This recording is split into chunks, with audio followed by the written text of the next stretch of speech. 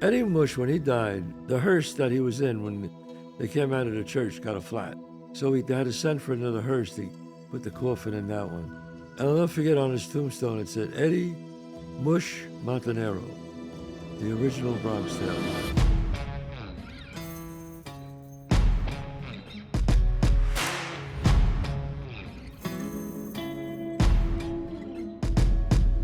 Chazz Palminteri here. Chazz Palminteri Show. It's Monday, 11 o'clock, and we have a lot of fan questions here. A lot of fan questions here today we're going to answer.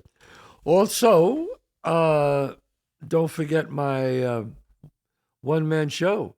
John, where are we here, man? So we're done with 2024. We're going into 2025 now. Yeah. February 13th, you're going to be in Englewood, New Jersey at the Bergen Pack. February 15th, you're going to be in West Long Branch, New Jersey at the Monmouth University. February 16th, you're going to be in Huntington, New York at the Paramount Theater. And February 21st, you're going to be in Tarrytown, New York at the Tarrytown Music Hall. Fantastic. That's February. So always go to chazzpalminteri.net and see where I'm going to be. The one-man show that started it all. It was voted Best Show of the Year in Las Vegas. It was a hit on Broadway, and I'll be doing it at a city near you. Also, I'm back on Godfather of Harlem. I haven't said that in a while. I'm back on the show Godfather of Harlem. Watch it, the fourth season. It's great with Forrest Whitaker. And let's get to these questions, John. So you got a lot of fan questions this week about A Bronx Tale specifically. Oh, all right. First one is, where did you get the idea of you only get 3 great women in your lifetime?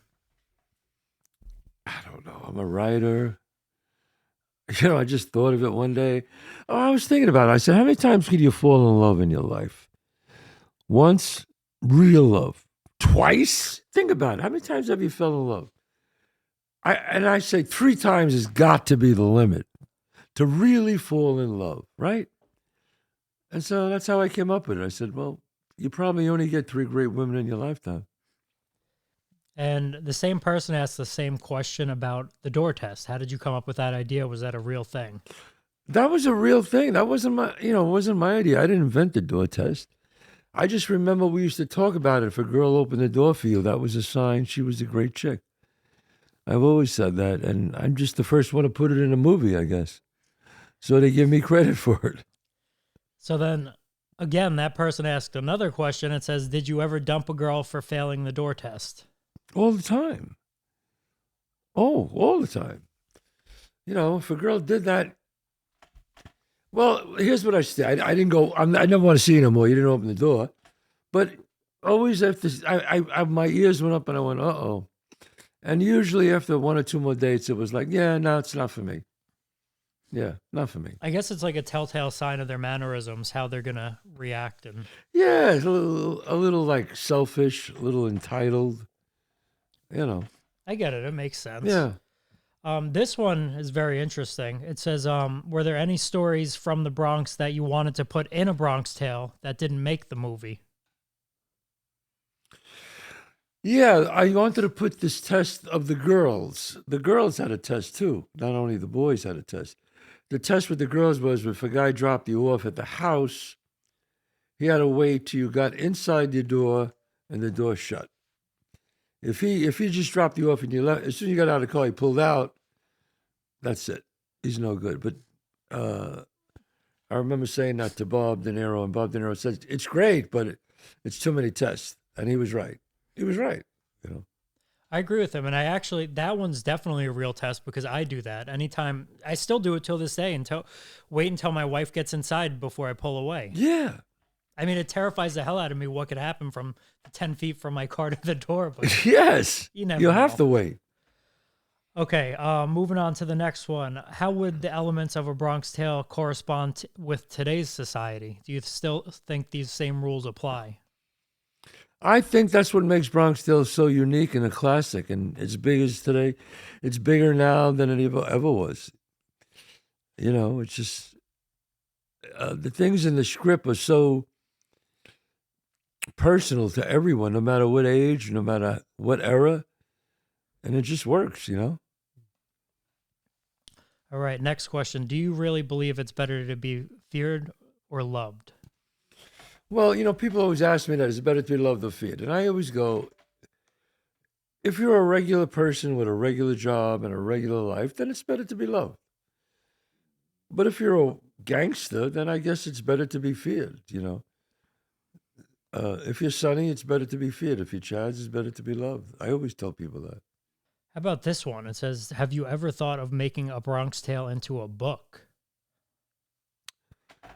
Well, it is a book, in a way. it was done in a few languages: German, Spanish, Italian. I think that I wrote the book, and they just translated it, obviously.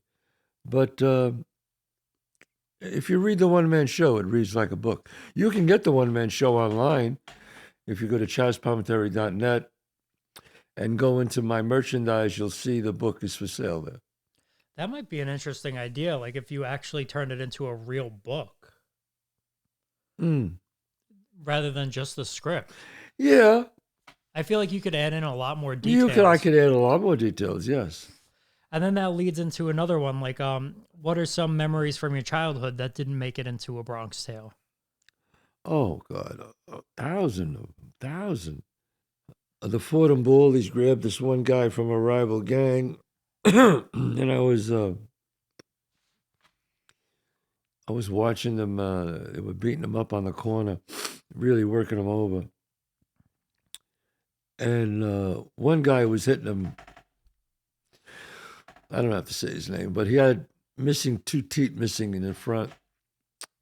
And he looked at the guy and said, I don't have any teeth. Now you're not going to have any teeth. And they had a pliers and they were pulling on his teeth. And I'll never forget the guy, his screams. That wasn't too cute. Yeah. Okay, next one. It says, were there any other guys from the neighborhood that you wanted to put in the movie that didn't make it into the movie? No, I mean, there were guys that I brought in a lot of guys. There was my friend, Dominic Broccoli. And I brought him in to read for Dominic Broccoli. Gino, that was Gino's. He owned Gino's. His father was Gino, but he was going to play himself. And he said, oh, yeah, I want to be in a movie. I said, okay, you're going to play yourself. Just walk over and say, we got a nice veal chop. We got a fruta de mata. He couldn't do it. It was terrible. I said, Dominic, all you got to do is play yourself. He failed. So Rafi Napolitano, he was the bartender of Van Antoni's. He came in and read. We brought him in, and he was terrific, and he got the part. Okay, are there any deleted scenes that you wanted in the movie that didn't make it, or scenes that you filmed that didn't get into the movie because of budget or anything that's affecting there's a film. story? I shot my father, my real father, driving in on the bus right before De Niro, and he pulls in, and the little boy waves him off. Then De Niro comes. Could have left it in, yeah, but it slowed up the scene, and we took it out. But my father wasn't upset at all. But I wish that was still in, because it wouldn't have mattered, really, just so I would have, see him all the time in the movie. But he didn't care, I guess that scene, yeah. Is there anything from the one-man show that didn't make it into the movie? Yeah, some of the characters. Jimmy Whispers didn't make, not Jimmy Whispers, Jimmy 10 to 2. Jimmy 10 to 2 didn't make it in. Right, yeah. A few things didn't make it into the movie, but mostly the whole movie's right there. I believe, if I'm not mistaken, you were telling me there was this one scene that was in a one-man show that you took out completely, and that was something about a zoo? Yes. He took the kid to the zoo, and they were looking at the gorillas, and he was describing the gorillas to them, how one gorilla was the boss. It was a good scene, but it didn't make the movie. We didn't need it in the movie. When did you decide to take that out of the play? When I went to Las Vegas, I had to cut like 12, 13 minutes out of the show. because of Las Vegas. So I knew I could cut that part. And I cut a few parts, and show still works great. What other parts were cut, or any of them that are memorable? It was that scene with the zoo, and it was another scene where they're hanging on the corner. And they're all saying they're going to go home, but nobody goes home. Because that's the way it was. We say, oh, you're going? Yeah, I'm going. And they all start walking. But nobody really goes home. It was very funny. What is your favorite scene from A Bronx Tale, whether it's from the movie or the show? When Bob De Niro is with the little boy, and he tells him the working man's a sucker. And he says the working man's the real tough guy, that scene. Oh, that's great, because the next question actually is about that line. It says, people are struggling to afford groceries. Do you feel like the quote, the working man's a tough guy, your father's the tough guy, is relevant now more than ever? Yeah, I think it's always relevant. I think, because it really makes sense. It doesn't take much strength to pull a trigger. Get up in the morning and work for 30 years and support a family. That's pretty rough. Yeah, I mean, I feel like especially today, I feel like Yeah. parents have to work multiple jobs just to afford groceries at this point. All right, here's the next one. What is the biggest lesson that you've learned from A Bronx Tale that still applies today for you? That still applies today. Oh, well, that's easy. Yeah. That the saddest thing in life is wasted talent. I mean, every time I'm about to do writing or do my work and I don't do it and I slack off, I feel so guilty, man. I feel like I'm letting myself down, and sometimes I feel like I did nothing.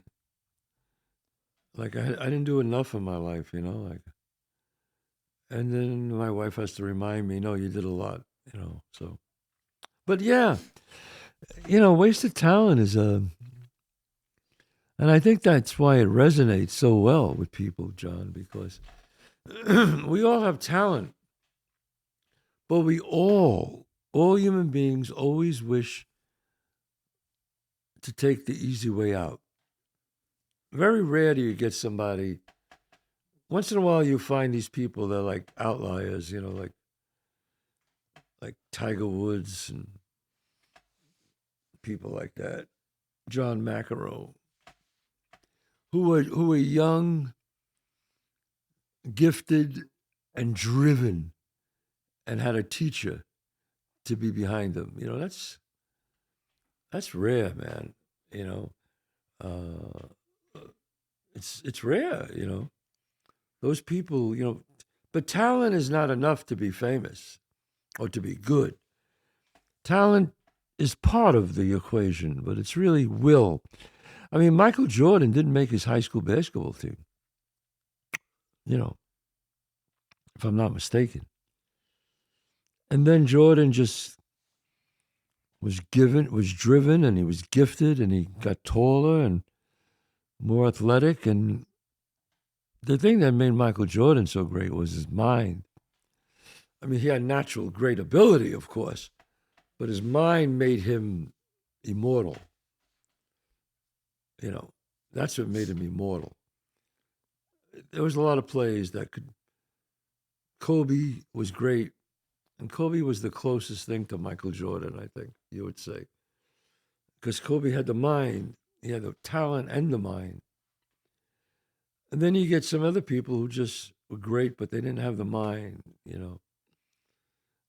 for whatever reason, they just they didn't have the will to win all the time, like these guys did, like Jordan and Kobe, you know. So I think it's just talent takes you so far, and then it's really about will. Jordan said, "I'm the best ever. I want to guard the best ever. I want to play against the best ever. I want to win, even if it's in checkers." And I think he translated that to his team. Michael Jordan, Kobe, LeBron James, they make their team better. That's how you really judge somebody.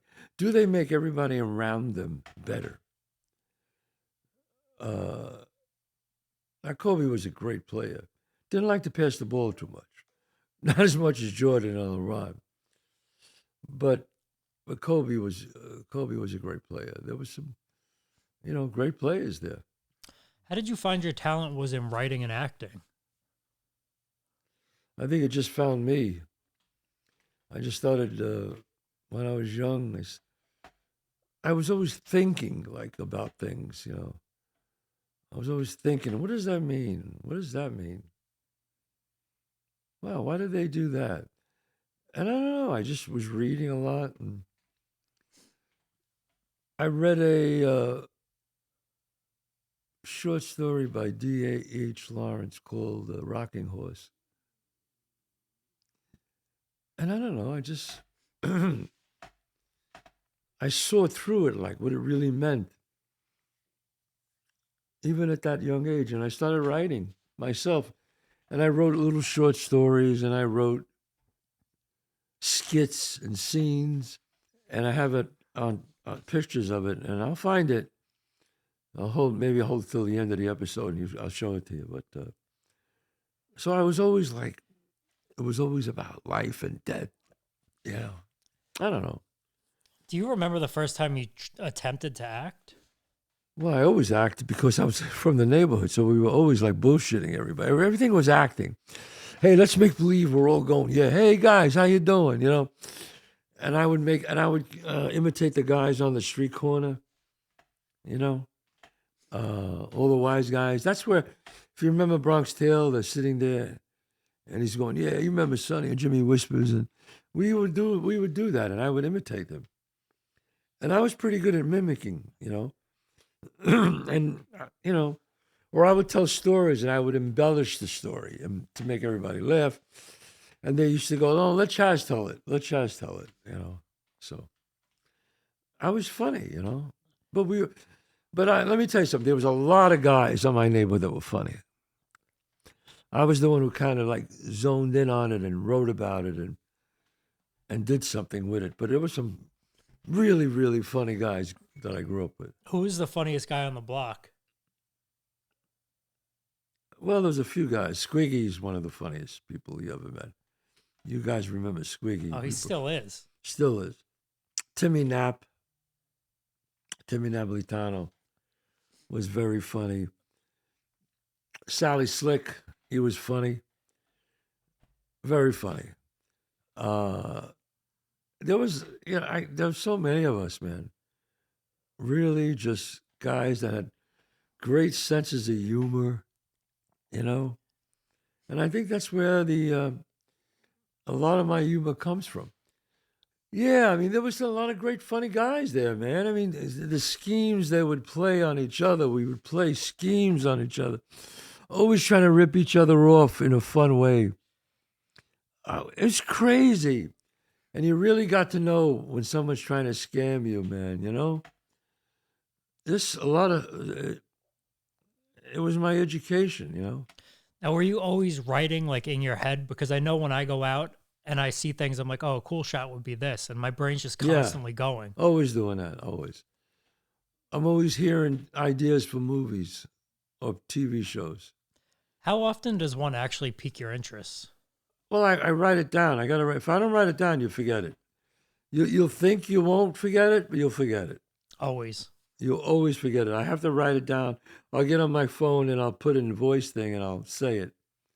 On my phone, I have all this file, great ideas. And then you look back on them, and some of them are great, and some of them, they weren't so great.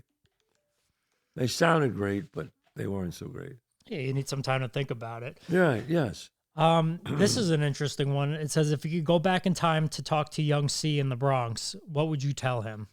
Wow, I would say time is precious. Don't waste it, especially in your 20s.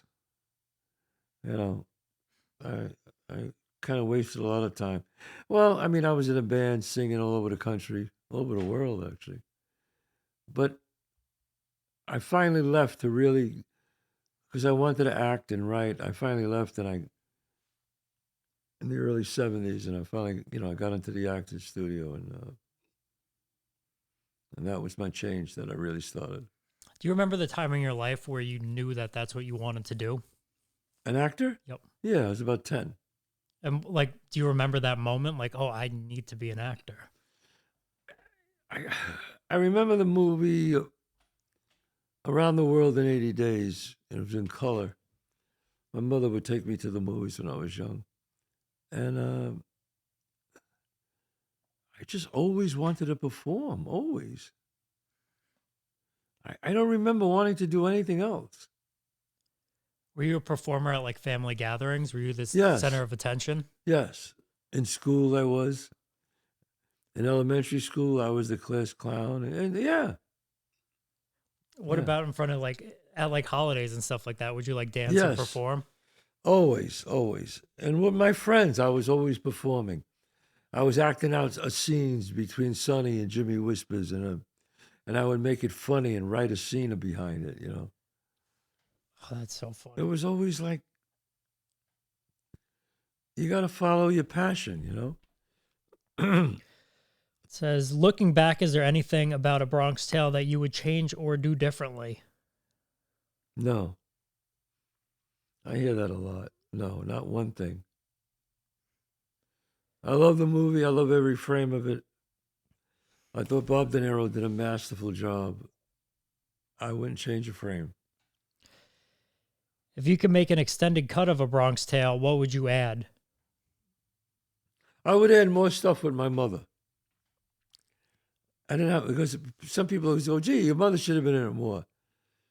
And she could have, but it just, when we cut it, it fit right. But I would add stuff with my mother. Yeah, she was fun. My mother was extremely funny. That's one of the next questions. It says, why wasn't Rosina in the second half of the movie? Because the boy's troubles took over the film between the father and Sonny. That's why. Did you guys film any scenes for the second half of the movie, or that was it? For her? Yep. No, that was it. So That you was knew it. that she wasn't going to be in the second half. I knew she wasn't going to be that much. I'm trying to think if there's anything we cut out with her. No. No, it just, that became the focus of the movie, the triangle, We're down to our last two. This one says, what was the most challenging scene to write or act out in A Bronx Tale, and why? I think it was the scene, because there was a new scene that I put in the movie, because originally I had Sonny meeting the young boy, like in the play where he sits on the stoop with him. And Bob didn't want that. He said, no, you got to write something where it's more realistic. And I said, okay. So I started from scratch, and then I wrote the scene where they send for the kid. Beansy goes and get him. They grab him by the hand. They bring him to Sonny. And then it was how would this wise guy talk to this little kid where it's real and not like fairy tale. It was hard to get. I remember getting the tone for that. And, making me don't care about you. Why you care about him? It had to be. I remember Bob saying, just throw it away, throw away most of it. And I did, and it worked. I remember for the play, you saying the toughest scene to write was the dice scene. Yes, for the play. For the play, sorry. To act in. Yep. Yes, because everybody's talking all at once. And the other thing I thought was genius too was the claps. The claps just came to me. I just started going, and then I realized that subconsciously makes people think film cut. It works. It's so funny how simple something like that just changes everything. Changed everything. My God. Yeah, you can easily tell when it's a new scene. Yes. Last one. Did you ever hear feedback from the Bronx community, and how did they react to the film? Yeah, the Bronx community loved it. I remember the first time I did it, the wise guys came to see it, and they liked it a lot, but they said that I got a visit at the end and said, you have to change the names, because they were the real names I had. and some of them were just too close to the real people, the name, So I had to go in there and rewrite all the names. So, but I didn't mind that. I had to do it. Did you ever get in any trouble where they like pulled you aside and like you have to take that out? Yeah, change the names. Just the names? Yeah, change the names. And they made it in a way where we're not asking you to change the names. Like the next visit, it's not going to be fun. Like change the names now, and there's not a problem. And I was like, absolutely. I mean, that's something so simple too. Yeah. Well, I just had to rememorize all the names, change them. Yeah. Well, I mean, besides that, I mean, it's like not like they ask you to rewrite it. Eddie Mush said, no, leave my name in. He said, I want my name. Leave my name in. Of course he did. So that was fun. Eddie said, no. Eddie Mush, when he died, I think I told the story. The hearse that he was in when they came out of the church got a flat. Bad luck, Eddie. So they had to send for another hearse to put the coffin in that one. And I'll never forget on his tombstone, it said, Eddie Mush Montanero, the original Bronx Tale. And I remember going to his wake, and his family was there. And they came over to me and hugged me and said, we'll never forget what you did for our uncle. You made him famous.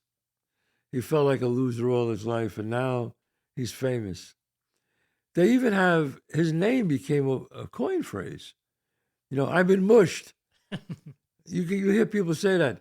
He's Eddie Mush. He's bad luck. So mush is becoming like a thing, and he's got into the dialogue. The guy's a mush. It's amazing. So Eddie, you're welcome, Eddie. It's okay. But overall, I mean, it seems like the Bronx was very proud of you after the play, and especially after the movie. You even got a mural. Yes. If you go on Hughes Avenue and Fordham Road, you see this big mural.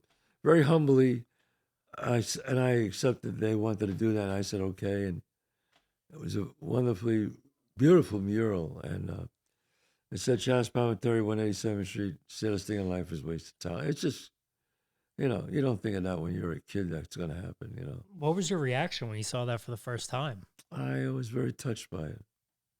I was. I don't take like I said, the love the neighborhood has for me and I have for it is a great thing.